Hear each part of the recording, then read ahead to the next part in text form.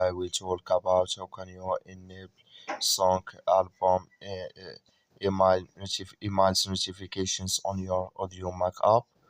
We go to figure out. So we'll go to figure out this solution on how you can do that on your app. Just follow this ways, then it's going to work with you. Just go above your photo profile, click on it here. So then it's going to take you to this list here. Then all you have to do now, you just click here on notifications here. You just click on it. So then come to next step here. Come here to new song, album, emails. So then you just click here in this sign.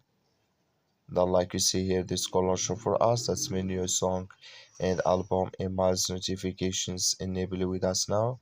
That's all you have to do. Thank you for watching. Don't forget to support us by liking and subscribe.